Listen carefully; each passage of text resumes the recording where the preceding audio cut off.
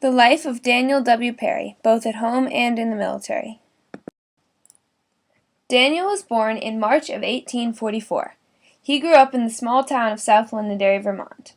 Daniel's parents, William and Rhoda Perry, were wealthy and successful farmers.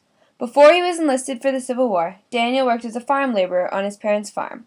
He had 3 brothers and 2 sisters. The boys were called Hemmon, Charles, and Linville. The girls were Estella and Dora. Daniel and his siblings all would have been educated at School No. 12 on School Street in South Londonderry. They would have gotten groceries and mailed letters at the store on the corner of North Street and Church Street. There is still a store in the same place today. There are a few churches that the family could have worshipped at, but I think the most likely possibility is that they attended Union Church, which was situated just across the road from the Perry residence.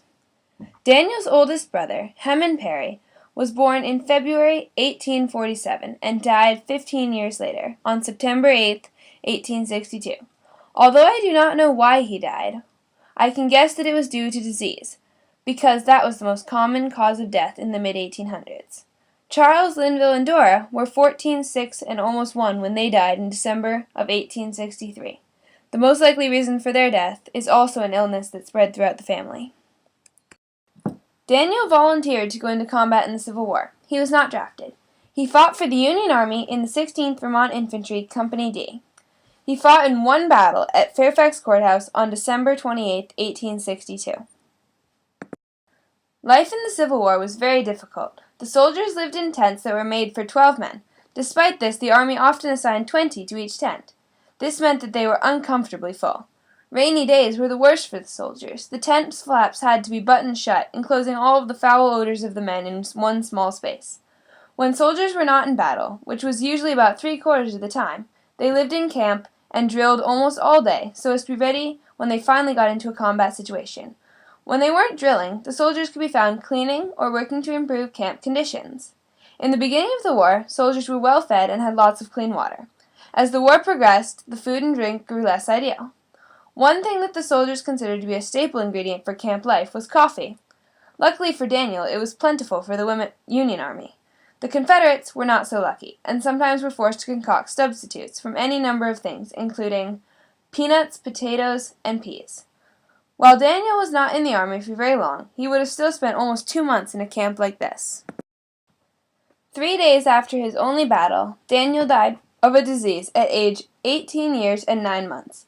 It is unknown what disease actually killed Daniel. His infantry was in combat in the early winter. During that time, the camp conditions were especially bad.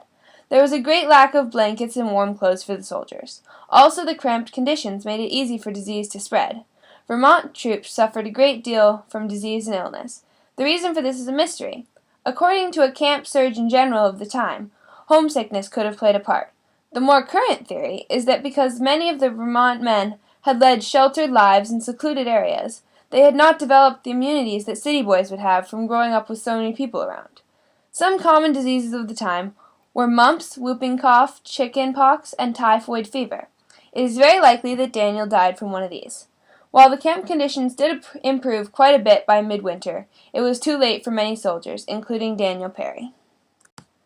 By 1864, William and Rhoda Perry were left with only one daughter, Estella. She grew up and became Estella V. Bryant, married to Charles V. Bryant. William and Rhoda lived with the Bryant family until they passed away. Rhoda in 1877 at the age of 59, and William in 1882 at the age of 71. Both of them lived well above the average lifespan of the time, proving that the family did not have all bad luck. Estella and Charles had 2 children, George and Gertie Bryant.